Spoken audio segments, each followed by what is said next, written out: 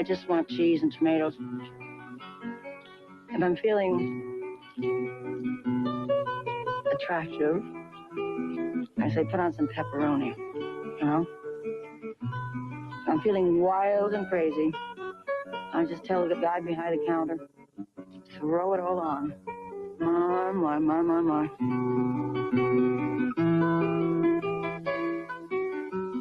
Introducing extra sugar-free gum from Wrigley's. Extra flavor, extra fun, it's sugar-free gum. Extra, Wrigley's new sugar-free gum with NutraSweet gives you extra refreshing flavor that lasts an extra long time. Extra flavor for that extra long trail. Extra flavor for that extra long sail. Wrigley's Extra, the extra fresh flavor lasts an extra long time. Try extra sugar-free gum from Wrigley's. Highway to Heaven was never like this. What kind of lousy angel are you anyway? Bob Hope angers a higher power. Oh, God! He lampoons television.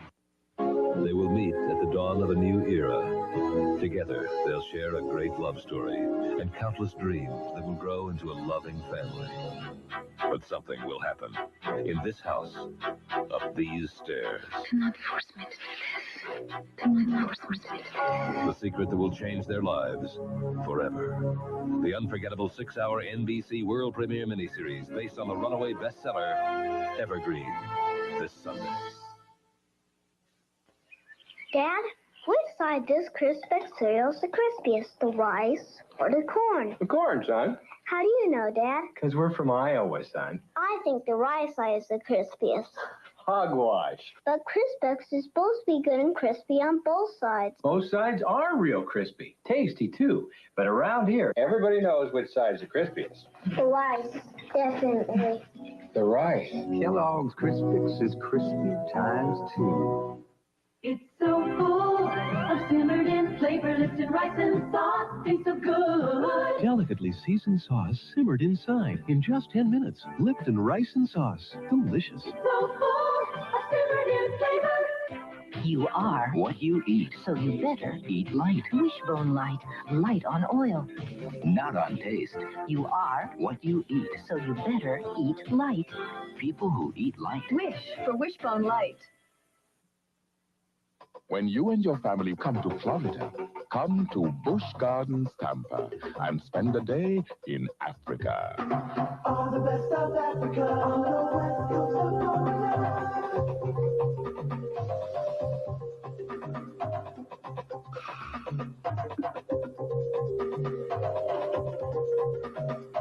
All the best South Africa on the west coast of Florida. Busch Gardens, Tampa. Do you want to buy a phone? It's cheaper than AT&T. What you really need is cheap long distance. And of course, our business systems are cheaper than AT&T. Everyone's saying they're cheaper than AT&T, but nobody's saying they're better. All they can say is that they're cheaper, to which we say, you get what you pay for. Whether it's telephones, long distance, information systems, or computers, AT&T. Don't miss this exclusive interview with Bruce Springsteen, only on Friday Night Videos. And Eddie Murphy hosts Saturday Night Live in a late-night superstar weekend. 1982, Diet Coke is introduced with a one-of-a-kind taste. 1983, Diet Pepsi reformulates its taste. But Diet Coke beats Diet Pepsi in taste tests across America. 1984, Diet Pepsi reformulates again to 100% NutraSweet. But Diet Coke with 100% NutraSweet beats Diet Pepsi again. 1985, Diet Coke is still one of a kind, still number one. And you are going to drink it just for the taste of it. Good evening, I'm Jerry Penacoli. Coming up on Eyewitness News Nightcast, a shocking discovery forces the closing of a Delaware County grade school. And tonight, angry parents meet face-to-face with school board members to get some answers. Also tonight, hundreds of Vietnam vets looking for answers in their fight to battle one of the war's deadliest killers, Agent Orange. Plus, there is a new controversy surrounding the terrifying events at 3 Mile Island. Tonight, we'll bring you pictures from inside one of the reactors. Those stories, plus more on the possible sale of the Eagles, tonight, right after Hill Street Blues. What do you want to start your day? When you want it bad, you want it right away. AM/PM's got coffee in a new jumbo-sized cup. It's a big 20-ouncer. It'll perk you up. It's the Jumbo Java fresh from the box at 39 cents because it costs a lot. So if you want it now, you want it hot. Remember, AM/PM is the spot. You want it, we got it. AM/PM Mini Markets. When the 85s came out, I decided to buy a new Olds 98. A Cutlass Sierra. A new Olds Calais. A Delta 88. But I also decided what I was going to pay for it. Me too. To the dollar. And not a dollar more. I didn't care if I had to wait till February. I was going to get my Olds at my price. It's February. Time to get your Olds at your price. See your Olds connection during our February sales event and save. See? Patience pays off. Spin the Wheel of Fortune with Pat Sajak weekdays at 3:30 on Channel 3. Oh, we forgot to ask them about Right. I'll get them before he gets back on the truck. Ever get the feeling when you buy something that once you get it home, you're out on your own? Well, it's a lot different with GE. We have an answer center to help you 24 hours a day. Servicemen who show up on schedule. And with GE financing, you may be able to get a new kitchen practically overnight. With GE, you'll never feel alone. GE, we bring good things to life. This is the heart of the remarkable GE Miser household bulb. Its advanced design creates light from energy ordinary bulbs waste. A light you turn on to save money. With all the GE Miser lights, you get all the light you need to help keep your home bright, safe, and secure. Use all these different Miser lights and save over $150 at average U.S. energy costs. GE Miser lights. Lights you turn on to save money. Hope you'll join us later tonight. My guests are going to be Dionne Warwick, Brad Garrett, and Rosalind Chow. Oh, together at the appointed time. This is the gentlest way to color your gray without changing your own color. This is color without peroxide. Color that washes out gradually, not noticeably. Color that bounces with new body and shine. Loving care, lotion or mousse, the gentlest way to color your gray. Why don't you wash that gray right out of your hair? And keep your color. This summer, the forbidden passion of Anna's son. I'm pregnant. Carol, I'm going to marry you. I don't want them in my home. Anna will struggle to keep her family together. The tragedy will change everything. The saga of Evergreen begins Sunday.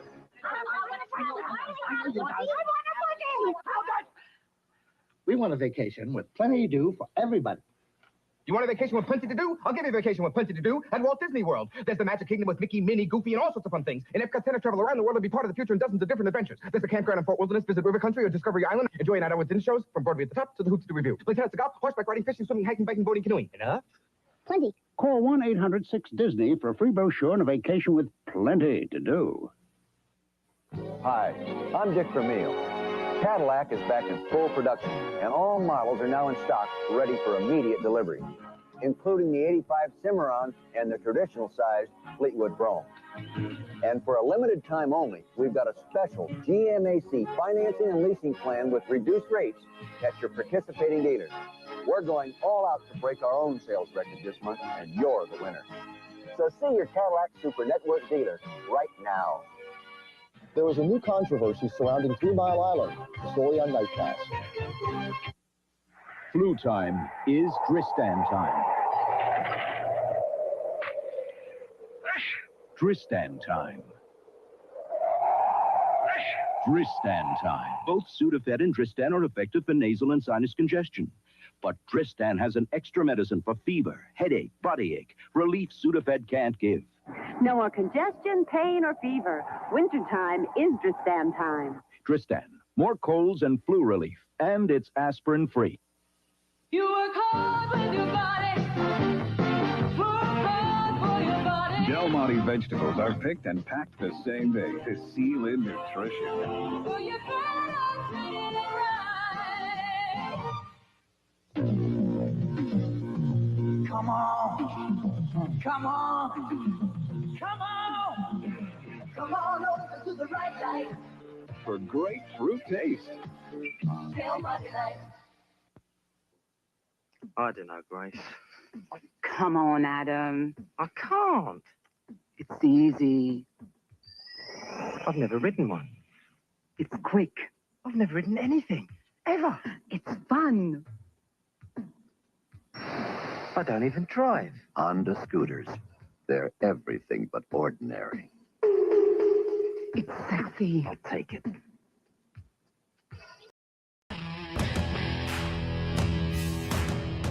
I'm not ready to go yet, okay? I'm not ready. You gotta wait. I got shit to do. I'm in the middle of something, right? Just hold on.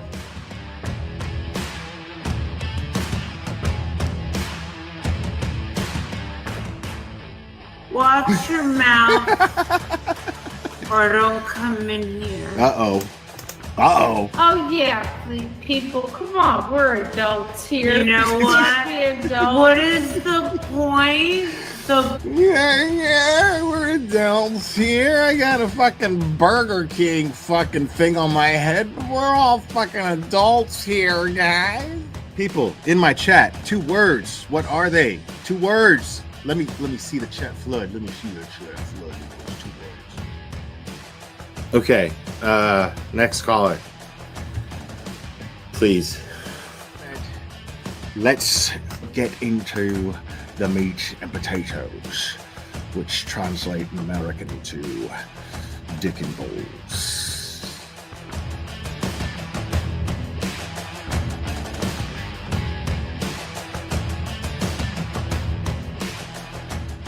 I got flip-flops. These are my flip-flops.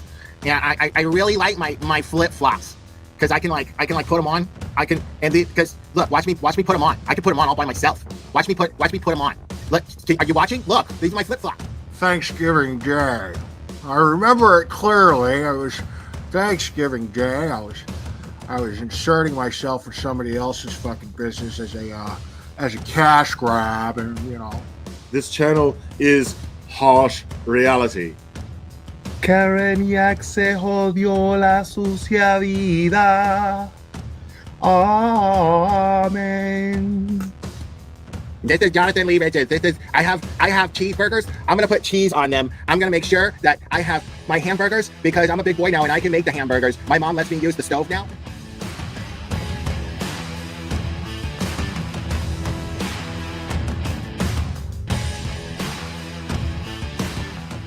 And I'm just like, wow, I like receipts, and they brought receipts. Like they had evidence to back up everything they said.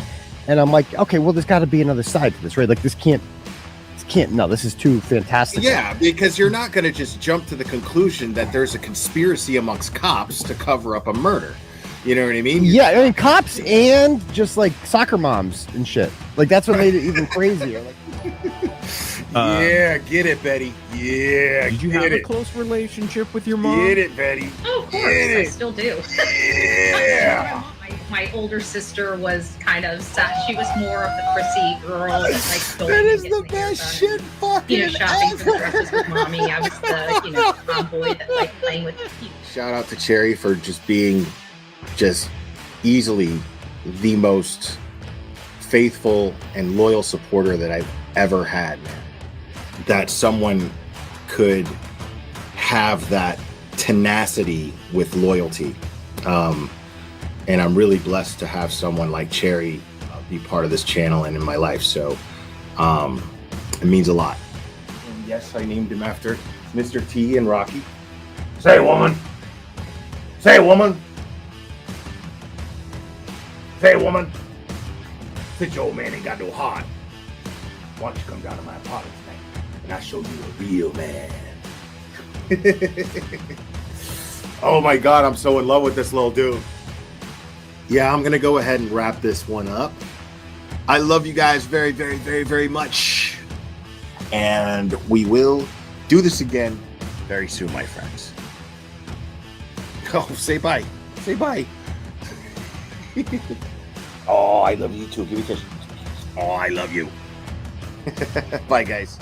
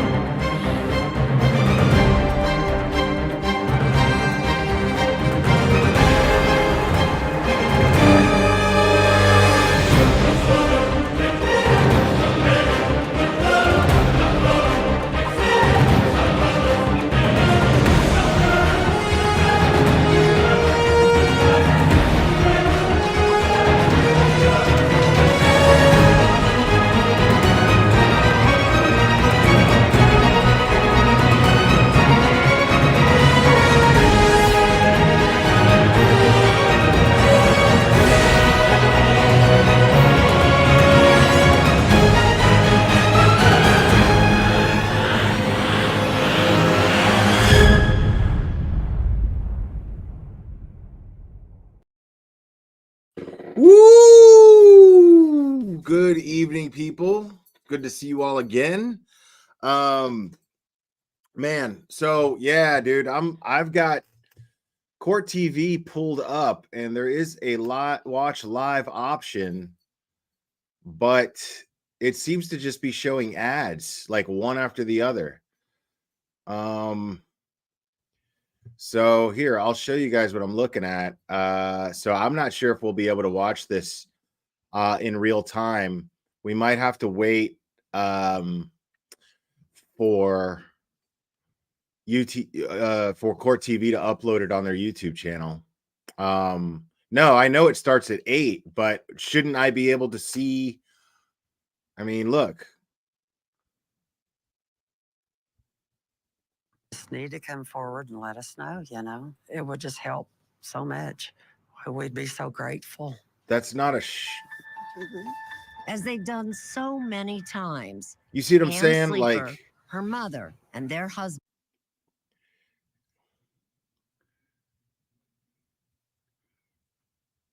this is gonna go. Well, I don't know. Maybe.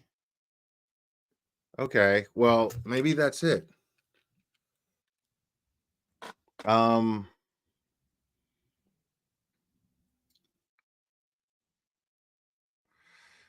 Well, this is Court TV live. So I don't know, maybe. Unidentified man seen near the Wennell home the day of the murder may have been involved. And then there's the cut and paste letter sent nearly 3 months later. People who think they get away with murder sigh a big sigh of relief when years go by. But this program is going to make them very nervous.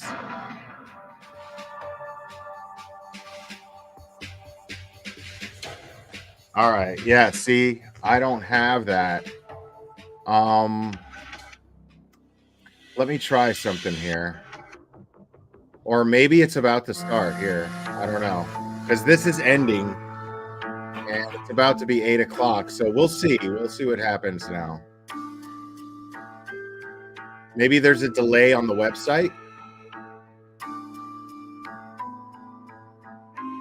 That's what I got going on right now, Rob Page.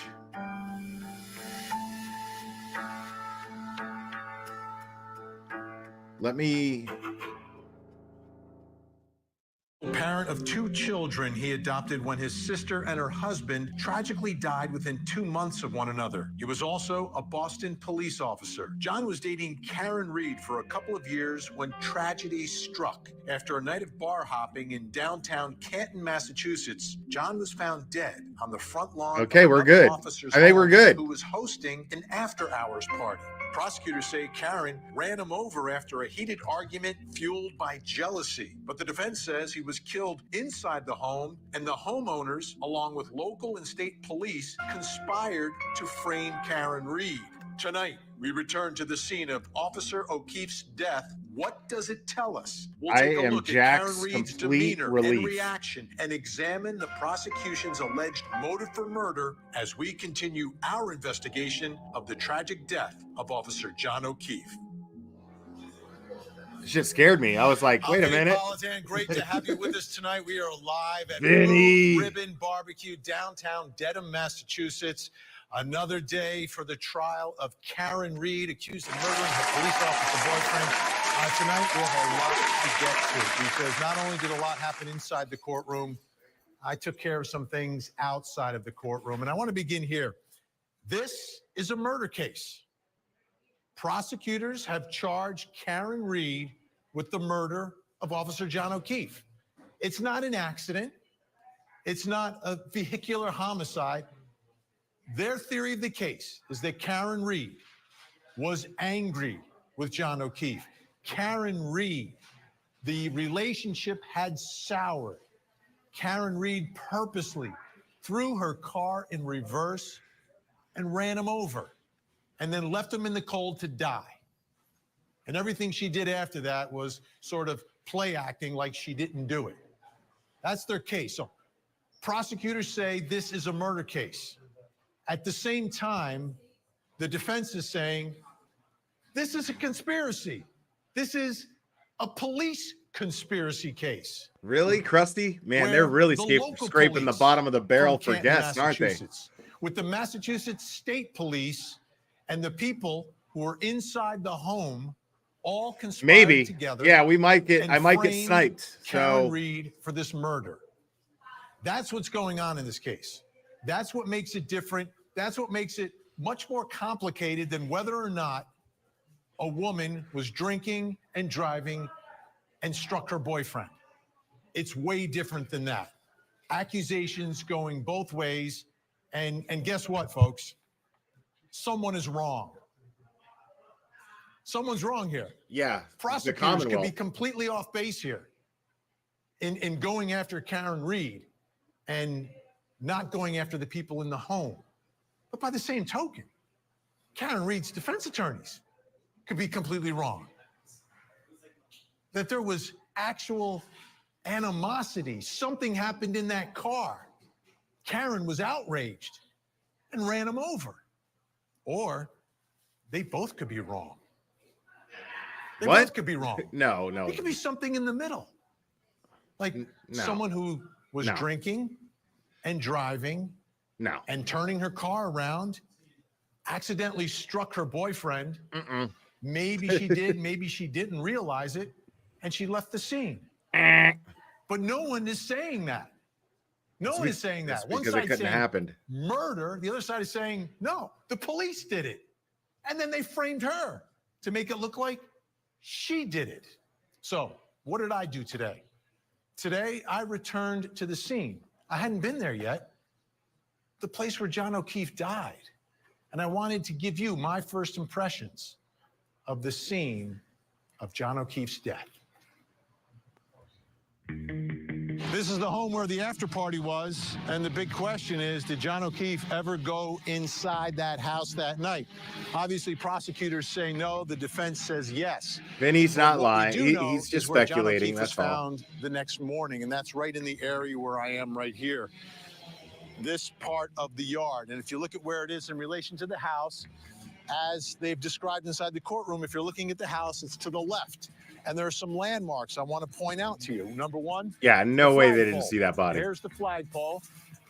Now, behind me is where I believe the bush would have been, because the new owners have done something a little different. There's a bush set back, but this area is clear right here. Now, one other landmark on this yard is the fire hydrant. So there you have the fire hydrant, the flagpole, and the bush area, and that is where John O'Keefe was found, right here on the ground that morning beneath 6 inches of snow. And the question is, how did he get here? Well, prosecutors say he was struck by Karen Reed. We've also heard inside the courtroom an argument about some evidence the prosecution has that Karen Reed's car was going in reverse 24 miles an hour for 62 feet. Now, if that's No the evidence way. they're going to use to try to prove that she backed into John O'Keefe, how does she travel 62 feet? Well, it's not this way across the road because the road's not that wide. It would have to be from this direction. And if you go down this direction, I paced it off. 62 feet takes you to about where that tree is on the neighbor's yard. So she would have had to have pulled away a certain amount, then stop the car, put it in reverse, and then come back this way for his body to end up here. So is that plausible? Not Was even she close. driving away and then decided, I'm going to kill him, puts the car in reverse, 24 miles an hour this direction, strikes him, and he ends up on this part of the yard? I think that's where prosecutors are going with their case. Does the evidence, or is the evidence consistent with that? We'll see during the course of this trial what the experts have to say. Now, the taillights, they say they found here at different parts of the investigation in this area on the yard. But let's look at the other side of all of this. The defense case, where they say John O'Keefe was killed inside that home. So if he's killed inside that home, people there would have carried his body or dragged his body and placed it in this area. Why would they place it in this area, not somewhere else? Well, maybe at that point, they saw or they knew where Karen Reed had been driving the car, where she had dropped him off. And maybe it was at that moment they said, okay, we place his body here and we'll blame Karen Reed for the murder. Or did they place his body here to say, hey, maybe he got hit by a snowplow? We're not sure exactly what their theory is, but they are saying that he went inside, was killed there, and then his body was placed here. And now they're saying Karen Reed has been framed for his murder. The bottom line, whether you believe the defense version or the prosecution version or something else, that morning, this is the spot where Boston police officer John O'Keefe was found dead. All right. We've got some great guests joining us. And No, you of don't. course, with me, Court TV crime and justice correspondent Matt Johnson. And also joining me tonight here is Kevin Lanahan, Yellow Cottage Tales YouTube creator, has been covering this story in depth. So great to have you both here. Matt, you've both have been to the scene, obviously, but Matt, your thoughts about the scene in general? Well, it's being talked about so much today, and it was so critical in the first 2 days of the testimony. You know, you see the scene in photographs, but being there, and remember, this jury is going to do a jury view. And they need to do that jury view. They're going to see that there is no curb there. They're going to see that distance that you were pointing out. And they've already seen the video that was really played over and over again today. And when they were talking about Jennifer McCabe there, along with Kerry Roberts, and their demeanor there at the scene, and what was used, there was a snowblower used, and then they played the video over and over again, trying to, in cross, Alan Jackson was trying to bring out what he believes Karen Reed said through the witness. I think he looks first good, man. Let's take a listen.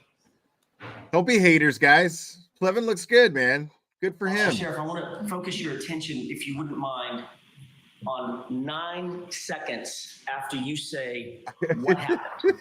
Just count in your head and listen very, very carefully. Oh, y'all are to killing a me. woman's voice that responds to what she says. Go ahead. Yeah, Nick comes on at 8:30. I'll be streaming that too, Susan.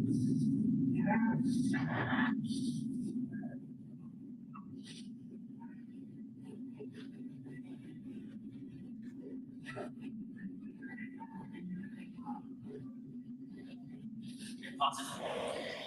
Very, very hard to hear. Have you listened to that before? No. Does What's it up, appear bro? to you that she said, my boyfriend, I left him and he never came home? I couldn't understand anything. Please listen to, there's a din of noise, obviously, road noise, wind noise, etc. It's your dash cam, the audio from your dash cam. Once you close the door, listen very carefully, about 9 seconds after you say what happened, for a woman's voice, and see if you can make out what that voice says.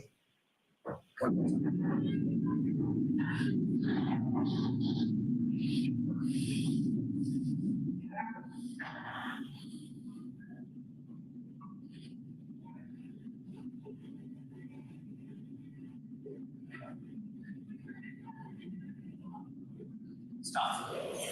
Did you hear? I left him and he never came home. I couldn't understand what they were saying. You couldn't understand that? No. And Vinny, Judge Canoni, she cut him off when Alan Jackson asked for the jury to hear it a third time. Court TV has a crew in that room, and we were hearing that, you know, some of the jurors were leaning in, trying to get a better listen.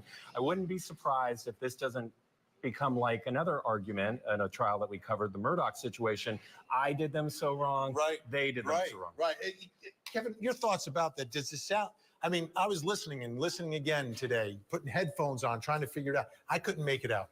I couldn't make it out either. And just I don't know if you want to rewind that a little bit. For the other thing I noticed from yesterday from They're not Officer going to Sharaf's rewind it, bro. dash cam video. And one of the things the state made a big deal about in the charging document is that Kerry and Jen could not understand how Karen could see John lying there in the snow. And I wasn't really sure about how that would be, but then seeing the dash cam video, it's really dark there. And that's even with Sharaf putting on his spotlight a couple of blocks before. Which they wouldn't have. Yeah. They wouldn't have when they're pulling up. And that was one of the reasons they charged her with murder, because They don't believe that she just saw him. They believe she knew that she was there. Okay, another big part, Matt, is Karen Reed's demeanor. That's really being debated with all of the first responders on the scene. I mean, you have police officers saying one thing, you have fire medics saying another thing, and was she perhaps suicidal? You know, there was allegations of that. We have some clips that I wanted you to hear, and we can talk about it. She was screaming, is that my boyfriend? Is he dead? When you say screaming in a fairly loud voice, correct? Very, very loud, yes. And as far as that sort of phraseology, as far as is he dead, how many times was that something she said? Once, more than once, or something? Repeated many times. Now, as far as Ms. Reed, the defendant, is concerned, what, if anything else, did you observe as far as her saying or her demeanor or anything like that? Just the screams and she was very distraught. All right, so I'm listening to those screams. I mean, I don't hate on Vinny, man. As far as this case goes, at least, Vinny seems to be the only one trying to get to the truth tells us anything, on Court TV. I think it's going to have a powerful impact in the jury, though, because we're going to hear 5 firefighters and at least 1 officer say she was repeating, I hit him, I hit him, I hit him. So I don't know exactly what that means. Was she just distraught or confused? And what we're seeing now is this really strange thing where the defense is hammering Jen McCabe. They're really they're going after Jen. They're turning this to Jen versus Karen, right? And if the jury is not going to believe that Jen McCabe is some kind of arch villain, Lex Luthor combined with Hannibal Lecter, I don't know how they're going to sell this to a jury. And so I don't easily know what that screaming was at the scene. I think the jury's already in the defense's pocket. You know, I think it actually helps the defense when you have a hysterical loved one at the scene. That's how you expect them to That's how act. you can interpret it, you know, and then maybe, you know, those suicidal, what was she saying that was suicidal? We didn't get an explanation in that either. You know, I think that this left more questions possibly than answers. And Kevin was mentioning that contrast between Jennifer McCabe and Karen Reed. Let's take a listen to some testimony regarding that. You did notice that she was absolutely hysterical. Yes. She was completely distraught. Yes. She appeared to be in shock. Yes. Oh, trust me, Scott. Plevin's not the worst guest that Vinny's had. Okay, or Court TV's had. Trust me. I promise you, Plevin's not the worst and one. The demeanor of one of the other women on scene, Jennifer McCabe, was there not? Y'all are killing me in the chat right now. Explain further? Sure. Karen Reed was screaming, correct? Yes. She was yelling, correct? Yes. She was hysterical and distraught, correct? Yes. Jennifer McCabe was not. Correct. And that's the I know, Matt, Scott. right? You're talking I know. about Jennifer McCabe, seemingly cool as a cucumber. Who is Jennifer McCabe? Dolly Vision's been it was on pointed out Court today TV. to the jury that she's the sister of the woman that owns the house. So that's, I think you're right on here with what her role will be, how the jury perceives this woman, Jennifer McCabe, because I've heard it many times on many podcasts and other places. She's in the middle of all of this, right? And the folks who are supporting Karen Reed believe she's the villain. I'm actually stunned to see the defense going this far down this road to where they're calling her a liar already and they're trying to question her actions at the scene. And they're going as far to make her this kind of sociopathic villain that it's really hard to believe that she could be that way. So if she goes on the stand and doesn't come across as that kind of an arch villain, it blows the whole defense strategy and risks turning off the jury. But that cross-examination, you know, that's probably one of the big moments in this case for the defense will be Jennifer McCabe on the stand and either Alan Jackson or David Yannetti trying to bring that out. Because we know the direct will be soft. It will be, you know, just tell us what you saw, what you heard, and it'll be predictable. But that won't be. And she was brought up in a different way today. How? You know, through the video. Oh, through the video. Absolutely. Absolutely. And that was also, I just wanted to fill a little bit on that. So in that video there, what they don't tell you is the time. So it's 6:34. At that time, you guys may not know this, but John is long gone. He's already in the ambulance on the way to the hospital, possibly even at the hospital.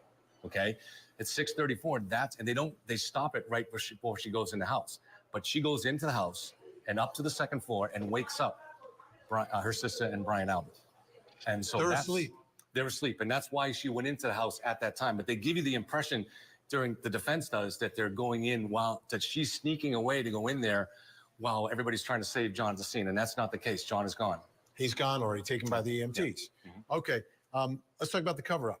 Yeah. The allegations today. What did we hear? Well, I mean, that is the juxt of all of that, you know, what you were just describing and what the defense was pointing out. It was almost a mic drop, jaw drop moment, I think, if people weren't familiar with that part of the case. Because the way that the defense pointed it out was, take a look at this video here, and then the dueling dash cam, take a look at the video here, and you see this person dressed like Jen McCabe walk up to the house, and they didn't explain it the way that you did. Right. The state didn't, the Commonwealth. That's a good point. But they said this.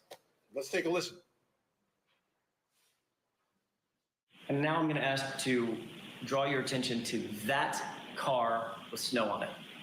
Pay special attention to that car as the film continues to run. Go ahead.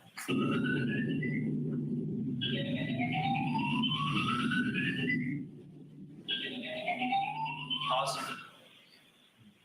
Do you see a person standing in front of the car? It appears to be a person, yes. Walking from right to left? Yes. Would that be toward the house? Yes, it would be. Okay. And also, if you wouldn't mind switching your perspective, now you're looking more at the front of the house. Continue watching the film and see if you see that same person walking toward the house.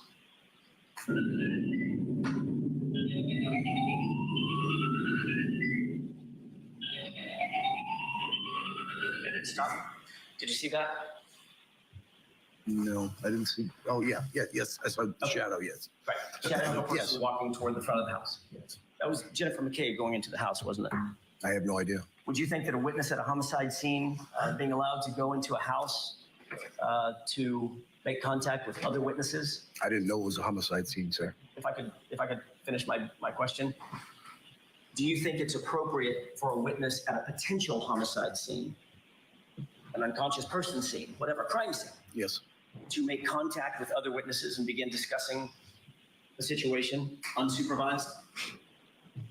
Can you rephrase that question, sir? Do you think that's an appropriate Dude. thing to have happen? I have no answer for that, sir. I don't know what you're asking. Officer Sheriff, when you go to a crime scene, Yes, sir. one of the first things that you'd want to do is secure the scene and separate witnesses so that interviews could be conducted, correct? Sure. You wouldn't want witnesses just cavorting together and getting their story straight, right? Correct. You'd want to avoid that at all costs, right? Yes. And why is that? So they can't collaborate their story. And what's interesting is, what is the scene? Is the scene the front yard? Is it the front yard and the house? I guess that's the big question. We're out of time for tonight. But Kevin Lanahan, great to have you here. We'll speak to you again. Matt Johnson, working hard every day. Try. Get some brisket over here, Blue Ribbon Barbecue. That's where we are, downtown Denham. Thanks so much. When we come back, we're going to focus in on the alleged motive for murder in this case. Plus, coming up next hour. Okay, so Plevin's big moment there was saying that people are trying to make it seem as though Jen McCabe went in there before the ambulance got there. I don't remember anyone saying that. I didn't say that. I know I didn't say that. So, I mean, I'm thinking like, the defense is absolutely correct. That's Plevin's missing the entire point. The point is that there's a potential homicide scene. At this point, it must have been established. It must have been established that John O'Keefe was a police officer. But whether or not he was a police officer is irrelevant to this particular point. This point being that a potential homicide or a possible crime scene, you want to make sure, hey, hold on, I need you to stay right there. Anybody who is sitting out there and then they take a guy out and they don't know the circumstances in which he was injured to the point of being on the brink of death, you do not want these people commiserating and getting their stories straight. You want to be able to preserve the crime scene, and that includes the people at the crime scene. So when you're preserving the crime scene, that means preserving it and making sure that nothing gets fucked with. And that is the absolute definition of the crime scene being fucked with. If the person who's at the scene when you get there runs inside the house of where this person was found. I mean, you don't want to do that. Hey, excuse me, hold on. Can you just wait 1 second? All right, you want to grab something? Okay, but just a second.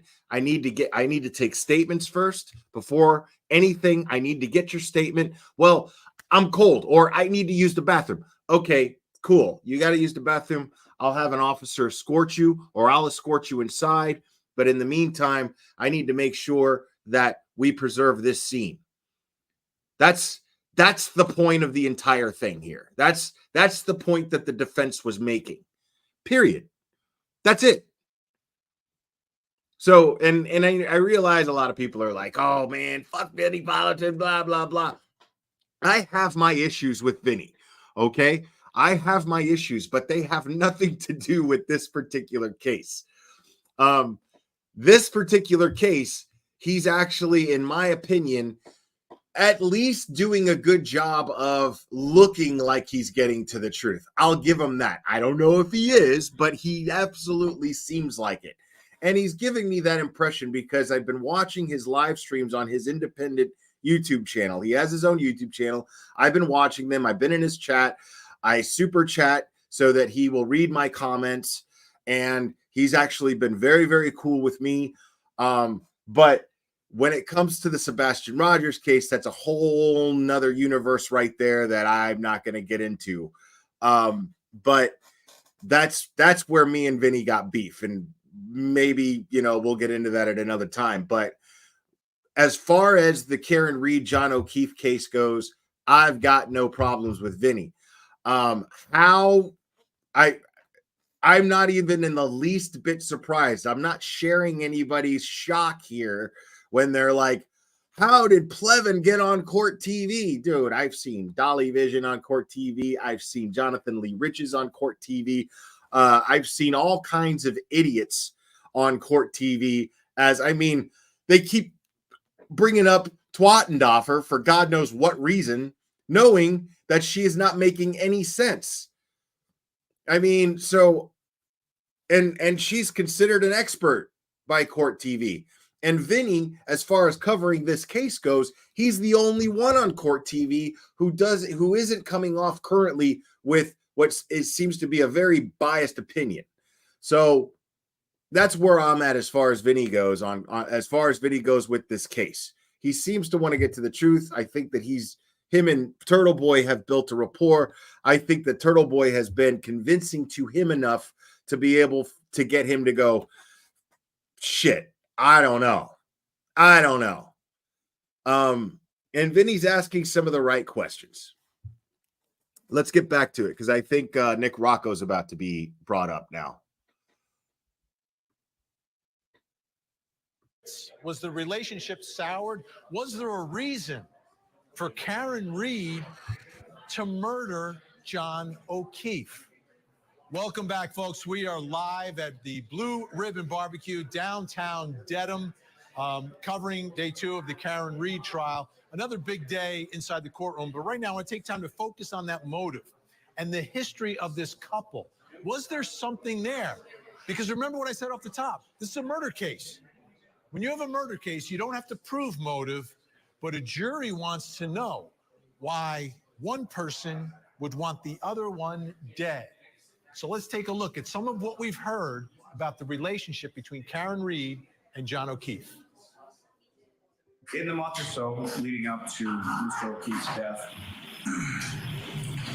the relationship stopped. Now, I'm going to mute this only because we're already aware of everything that was said here. We already know in the meantime. So, but when I was watching Vinny Politan live on his independent YouTube channel, he basically just defines the job of a prosecutor and the job of a defense attorney, right? And he states clearly, almost verbatim, what the motion to dismiss and the motion to disqualify Michael Morrissey was, what that said. And he basically said it verbatim, which is really funny. But at the same time, I get this vibe that he didn't even read it. But he knows the law. And he explained how a prosecutor is under an ethical obligation to get to the truth, to not to get a conviction, but to get to the truth. And they have not done that. Based on that and that alone, we have enough evidence that the Norfolk County DA's office is not interested in getting to the truth. And the fact that Judge Bev did not dismiss this case on those grounds makes me think that Judge Bev is shady as fuck. And so far, there's more and more and more shadiness going on. It's constant. The constant sighing and the favoritism that she seems to show the prosecution by basically hand holding the prosecution while cutting the legs off of the defense every chance that she gets. And I think that she has animosity. Let's just giving Judge Bev the benefit of the doubt at best, giving Judge Bev the benefit of the doubt at best, what she is doing right now is showing that she is pissed off about, showing that she blames the defense for the circus that this case has become. But did they make it a circus? I don't think that they made it a circus at all. What's up, Nick Rocco? We're about to watch you right now. Thanks for being here. I don't think that they made it a circus at all. I think that they just simply helped. They exposed the circus. It's like blaming Turtle Boy, for exposing the truth. It doesn't. I mean, that's insane. That's insane to blame Turtle Boy for exposing the truth. That makes no sense.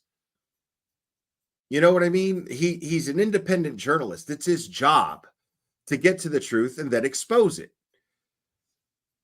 You know what I mean? That's insane. You don't blame you don't blame a news station for, you don't blame Spotlight at Boston Globe for what happened with the Catholic Church. You blame the Catholic Church for covering up their shit. And have seen through the years, insurance money, a divorce is going to be too expensive. They don't have to get divorced here. They're not married. Custody of the children, if they got divorced as a motive. We've seen that a lot recently. That's not the case here. Money, jealousy, right? Someone finds someone else and has to get the other one out of the way. But again, that's for a married couple. Here you can break up. You don't even have to go to court to do it. So what does this motive evidence really mean? Let me bring in a couple more guests joining me tonight. They both are part of the Ivy League Murders podcast. They're co-hosts together, Sarah Alcorn, who's to my left, and at the end, Laura Rodriguez McDonald. Great to have you both here. Thanks for having us. Okay. I would say ladies first, but you're both ladies. So, Laura, she's a first-timer. You're an old-timer here already. Do you see a motive here? I do. What's the motive? I think rage fueled by alcohol. Oh, shut up. Is quite a motive. Okay, so rage about what? Is it actually about the Dunkin' Donuts argument? No, I don't think so. I think what we see is somewhat of a toxic relationship. I'm not sure Karen Reed was that emotionally stable. And I think what we see is him maybe trying to get out of the relationship. And we see some fights along the way that shows it's a little bit of a toxic relationship. And I think what might have happened that night is there might have been a big fight, and in a moment of rage. When was the fight, though, right? Because they're at the waterfall. Is there evidence of a fight at the waterfall, Sarah? I'm not sure if we're going to see that or not. I think what we see are there is evidence of a number of different like pretty inflammatory texts that she text messages, yeah, right? text and a voicemail from that night. And so yes, we see a lot of cases. I see a lot of cases too where jealousy is Shut your fucking mouth! motivation. Shut the fuck up, you and cunt! let's not forget that they had gone Shut to it! Aruba over New Year's Eve, right? She had, and according to the testimony that we've heard, that John O'Keefe, that Karen had caught John O'Keefe kissing One of the somebody. Sullivan sisters. One of the Sullivan sisters. One of the Sully sisters. Laura Sullivan's sister, essentially. And so Karen was really angry about this. Right. It doesn't seem like a very stable relationship. Where do you get these fucking It idiots, seems like huh? a lot Where do of you get 'em? bickering, a lot of accusations. It started in COVID, which is a particularly, they had a previous relationship. Okay, but why in that moment? Why in that moment does it become a motive for murder? There was murder. Like I am going to hit my foot on the pedal of this car and I am going to kill him. Well, let's not forget too that Karen and Higgins, who is another person who was present that night, who was an ATF agent, she kissed him 2 weeks prior to this. 2 weeks. That's right. Again, 2 weeks prior, down in Aruba. Now they're back. They're in Canton. They're at the waterfall. They're together with friends. Then they get in the car together. And at what point does she? Thank you, Laura C. Does she form the intent necessary for murder? We don't know. He might have said to her in that car, I'm getting out. I don't ever want to see you again. That's it. Go, be with Higgins or we don't know. And we may never know what pushed her to that point. And I personally think the case was a little overcharged. I think she was very drunk and she may not have intended to kill him. Well, now it's not a murder case. Yes. Now it's not a murder case. Wait. I agree, Jim Jerry Gunn. Thank you. I think that she meant to hit him, but in a drunken rage, it's still a murder. I don't agree. I don't agree at all. The reason being is Karen Reed is not a stupid woman. She's quite an intelligent woman. She is a professor. So what is she going to do? This is my whole problem. This lady with had a case. few She's drinks gonna already. drive the murder weapon to the scene. Arguably, that's arguable. To the I don't think it's scene, arguable. I don't think that's arguable. and then point out the body of the person that she has hit intentionally. It doesn't make sense to me. On the front lawn of a police officer. You're a We're out little of time cunt. for tonight. It's the Ivy League Murders Podcast. Laura Rodriguez McDonald, Sarah Alcorn, thank you both so much. Continue this on the podcast. Absolutely. Tune in. Absolutely. All right, folks, we got a lot more to get to. When we come back, I'm sorry. Oh, Jennifer McCabe, The House. We're going back to The House.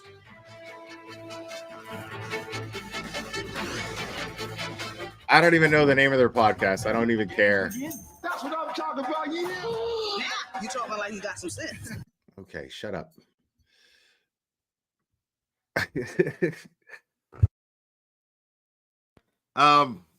Yeah, man.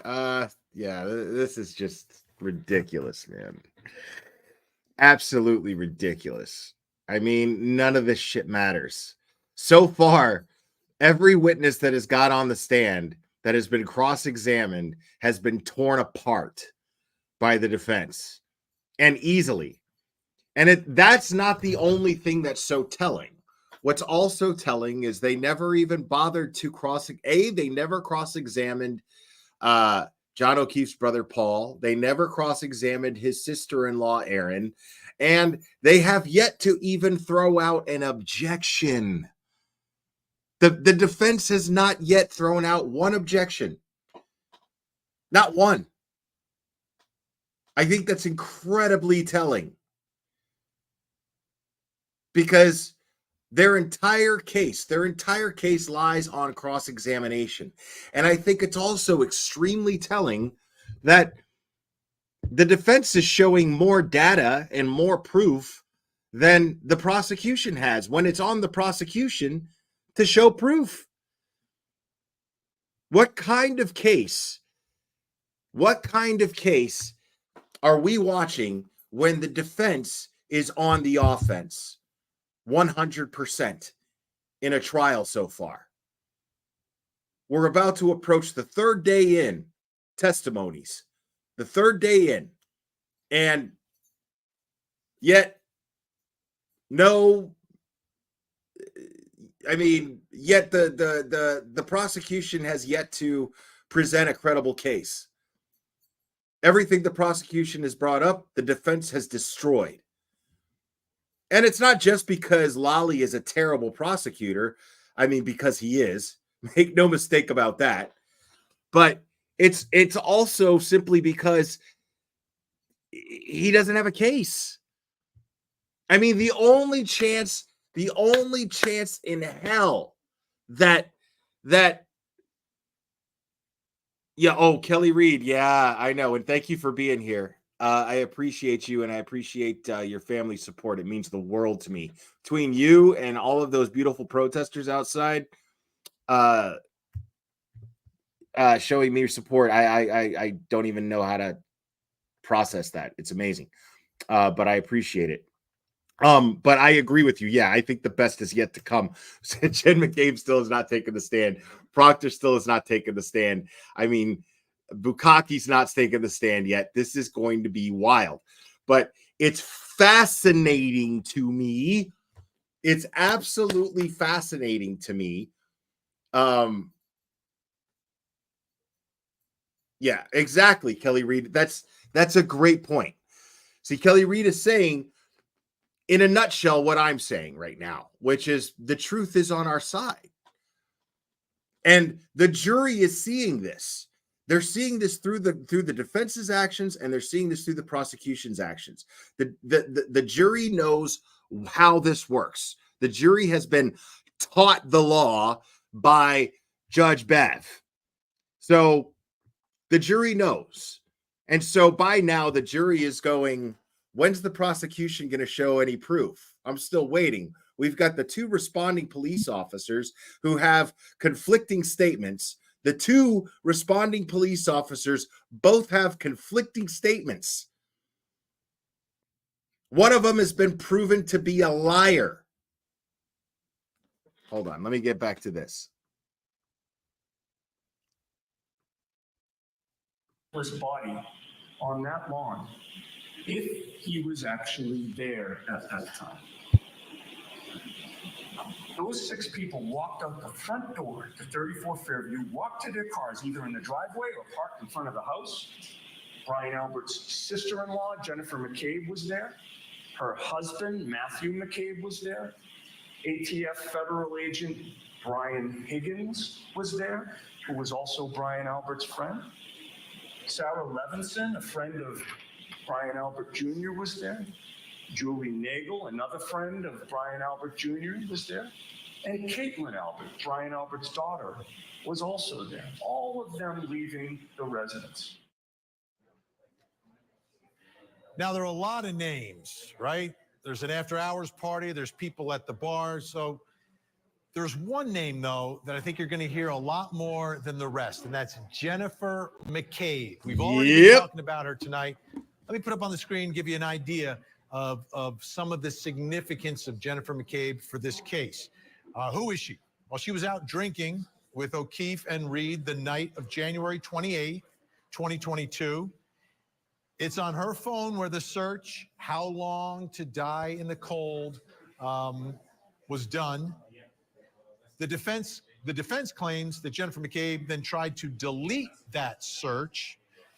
John O'Keefe's body was found in front of Brian Albert's home, who is Jennifer McCabe's brother-in-law. So there's a connection. Brian Albert was a fellow Boston police officer with O'Keefe, and Jennifer McCabe has been named as a witness in this case. Now, let's get back to that search. David Yannetti, in his opening statement, talked about that search, which, trust me, is an absolutely crucial part of this case. 2:12 a.m., Jennifer McCabe arrives at her home. 2:22 a.m., Brian Albert calls Brian Higgins. 2:22 a.m., 17 seconds later, Higgins calls him back. And Brian Albert and Brian Higgins are on the phone together for 22 seconds. 2:23 a.m., Jennifer McCabe climbs the stairs to her bedroom.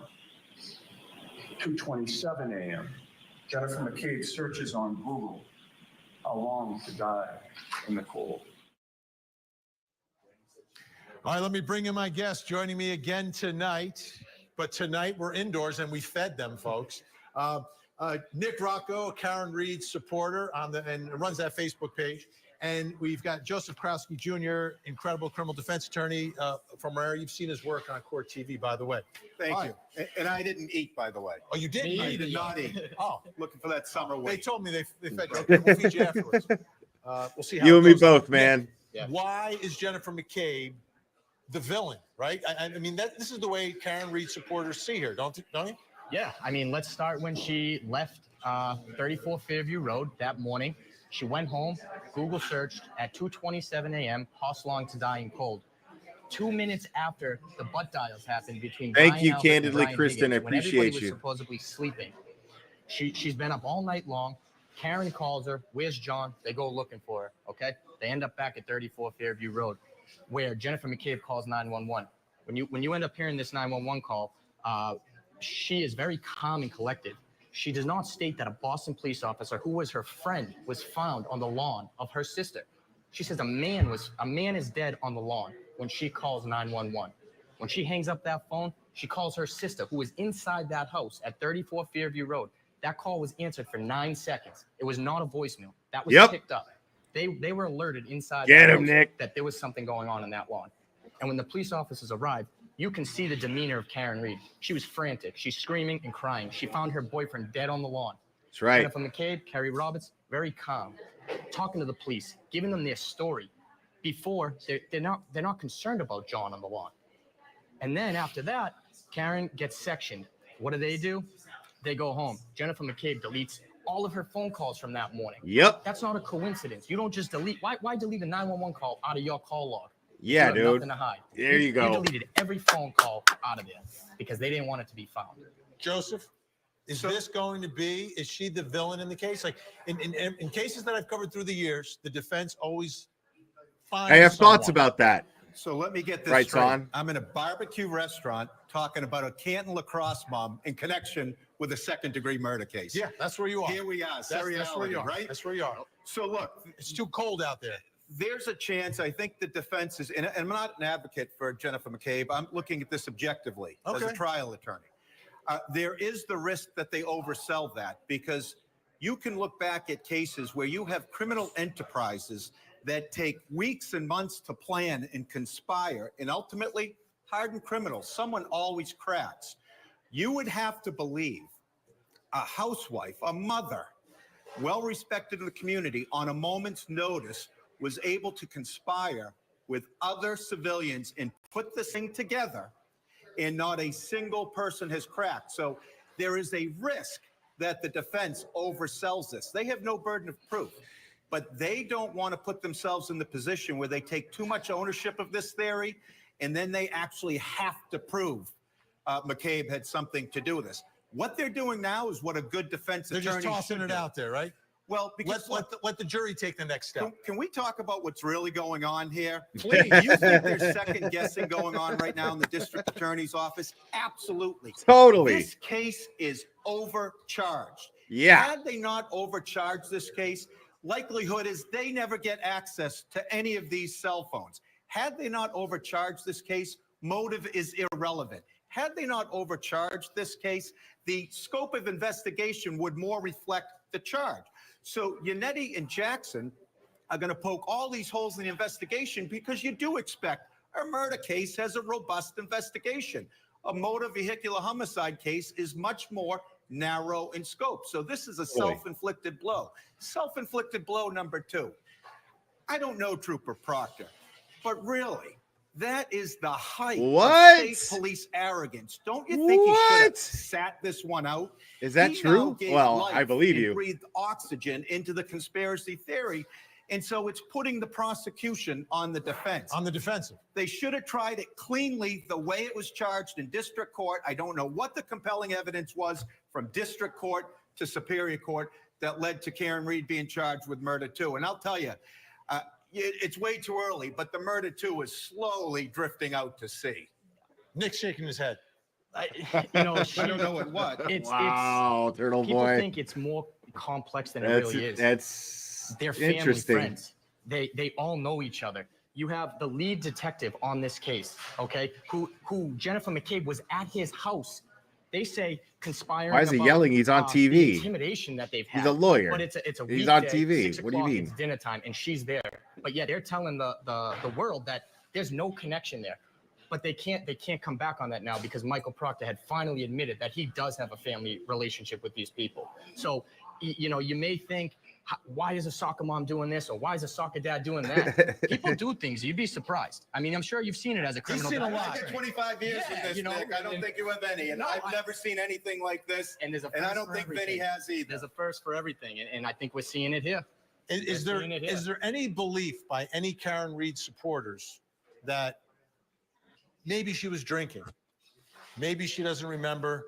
Maybe she struck him, but didn't do it on purpose. I mean, she's got medical issues, and she did not drink 9 drinks within the hour. It didn't happen. And if that was the case, why did her Boston police officer boyfriend, John O'Keefe, let her get behind the wheel if she was that drunk? Bro, Judge Bev couldn't even put away 9 both drinks in had an a hour, history bro. Come on. of drinking, but even on the motive evidence, Dunkin' Donuts. I mean, anyone that lives in Massachusetts, it's one of the 5 basic food groups. Dunkin' Donuts. So, in that, none of that is in this case if murder isn't charged. But again, I still look.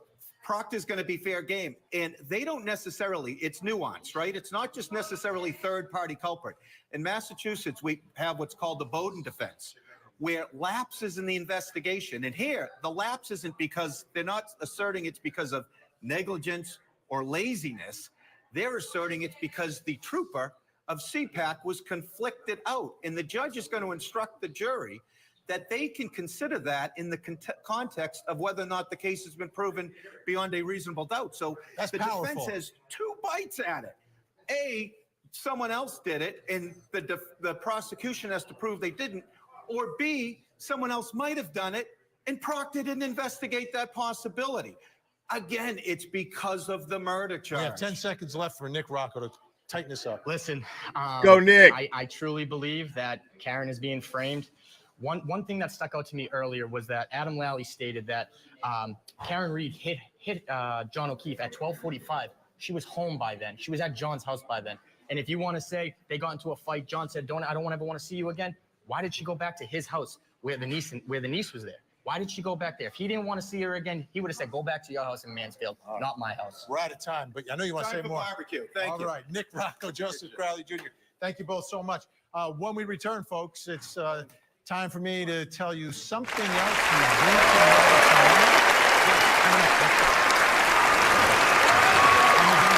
Ocean County, New Jersey. All right, folks. That was amazing. I know that in a few minutes, our friend Turtle Boy is going to be going live for his usual Tuesday night live stream that he normally does.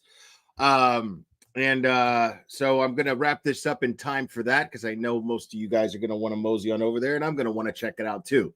But I want to touch on a point that somebody was making earlier, if I can remember what it was. Rights On had made a point earlier, and I can't remember what it was. They said Rights On had made the point saying that said something like quarterback Jen McCabe. I don't believe that Jen McCabe is the quarterback here. Not at all. I think that Jen McCabe was recruited to run interference. That's what I think. Quarterback here was Brian Albert, in my personal opinion. In my personal opinion, it was Brian Albert calling the shots left and right, telling everybody what to do, Brian Albert is the most intimidating of all of them. He's the one with the most power, and he's the one that everyone's afraid of. He's the muscle. He's the muscle. So Jen McCabe is not quarterbacking anything. If Jen McCabe is deleting all of those phone calls, not texts, but phone calls, when she gets back home from 34 Fairview, those early morning hours, she's doing it because Brian Albert told her to. Plain and simple. Because Brian Albert told his wife, and his wife told her sister. That's exactly how I believe it happened. 100%. The more and more that this goes on, and great job, Nick. Thank you for giving me the heads up. I'm glad I went over this. You did amazing, buddy. I think that Jen McCabe is she was recruited to run interference, and that's it. I don't think that I don't think she has the brains to quarterback this whole thing. I believe that was 100% Brian Albert. My loose theory, based on what we know so far, I believe that there was a absolute conspiracy, and the purpose of this conspiracy originally was to get John O'Keefe to that house in order to teach him a lesson. I think that all of them had a problem with John O'Keefe to some degree. Now, I believe that I'm hearing some other things going on as far as motive goes. Some people are throwing some theories around because of John O'Keefe's ex-partner when he was working in the sex crimes unit. I'm not dismissing that in the slightest bit. I don't know enough about it to dismiss it, but that also adds up. That absolutely adds up. But I'm curious. I said this at the beginning of my live stream earlier today. I just hope that Proctor ends up on that stand before he ends up having an accident with a gun cleaning going on in his home. I sure hope that doesn't happen. I want to see him get decimated in cross-examination by Jackson and or Yannetti on that stand. I absolutely cannot wait for that. So I am hoping that all of those people, everyone who we are dying to see sit on that stand and get torn apart by this defense are well protected. Because I am man, oh man. I am this is the most mind-blowing shit I've ever seen, and we're just seeing this in real time. Because I think somebody's going to get desperate, especially the longer that this goes on. Right, Benjamin John, great analogy. Did you order the code red? Now, I forget. Never mind. Never mind. Sorry, I get thoughts and then I dismiss them. I'm like, probably a little premature to bring that up. But yeah, I absolutely 100% believe that this is going exactly how the defense planned for it to go. I think it was amazing how they tore apart that fucking Boy Scout, or that self-proclaimed Boy Scout that was sitting on that stand earlier today, that first responder, Nuttall, whatever the fuck his name is. I think it was Nuttall, wasn't it? I think this kid was just straight fucking lying. And he was clearly prepped by the prosecution because he was nice and loud. He was nice and loud when he sat on that stand, super confident, like, yeah, this is why I did this and I did this and I did that and I graduated from this and then I went through this kind of training and blah, blah, blah, blah, blah, blah, blah. And he was Mr. Overzealous. Nuttall, thank you. Timothy Nuttall, thank you. And and then once Alan Jackson got a hold of him, my man went from this to this. You know what I mean? Oh, man. Yeah. And for people who are sitting here, and I'm going to wrap this up with this thought, for people who sit here and think it's so unbelievable that a conspiracy could take place, people, that conspiracies happen all the time. People underestimated organized crime. People thought organized crime was a myth at first. People thought the mob was a fucking myth at first. It's got and that's the way they wanted it. That's exactly the way they wanted it. That's exactly what a member of organized crime would want the public to think. We don't exist. The greatest trick the devil ever pulled was convincing the world that he didn't exist. Usual suspects. Remember that? That applies. So exactly everyone, what they want, what the prosecution wants, what Proctor wants, what the Alberts want, what the McCabe's want, is for everyone to sit there and go, oh my goodness, this is impossible. It's so far-fetched that there would be a conspiracy. No, it's not far-fetched at all. They want you to think that it's far-fetched. So, because that is the best blanket that they could hide under and keep warm under. The blanket that they are keeping themselves warm with is your disbelief that they could be capable of conspiring to cover up this murder, period. And we are seeing the evidence because they did a horrible fucking job of covering up this murder. And I mean a fucking horrible job. A horrible job to where it seems like Karen Reed's defense is doing this with their hands behind their backs. Like I said, it's like Shaq playing one-on-one with Grant.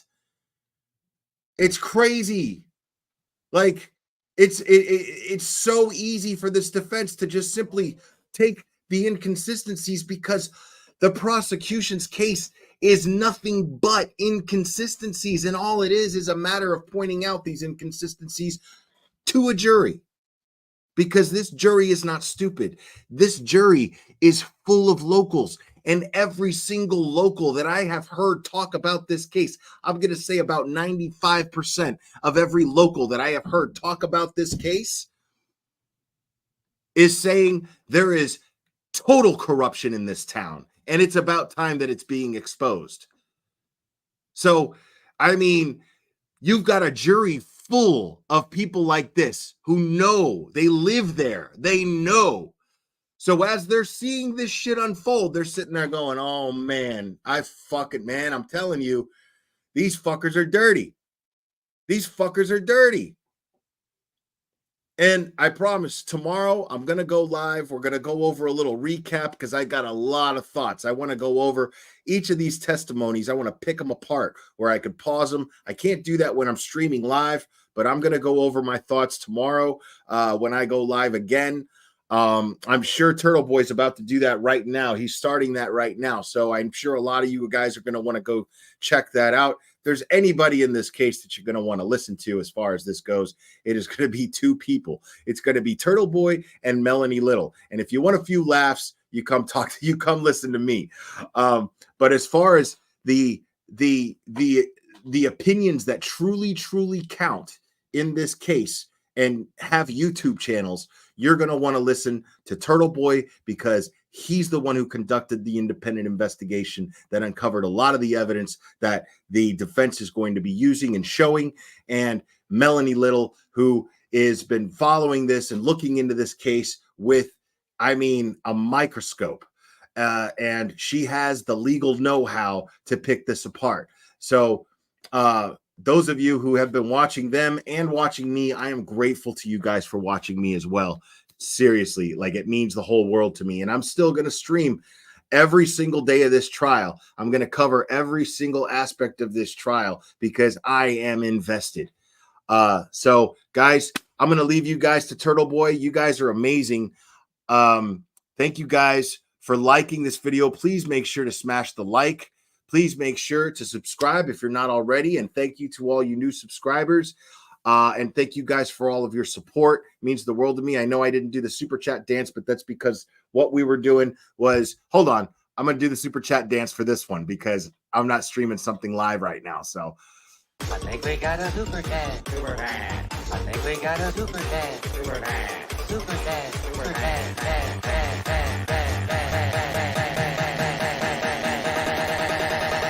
I think we got a super chat. I think we got.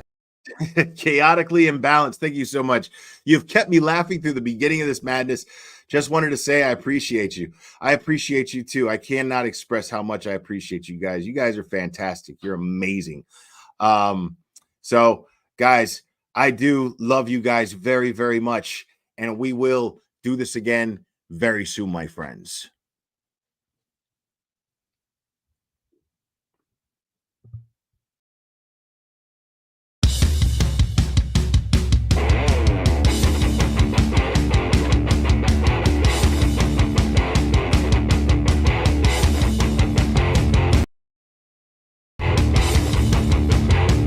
Yes, and Brandy Church will as well. Sorry about that.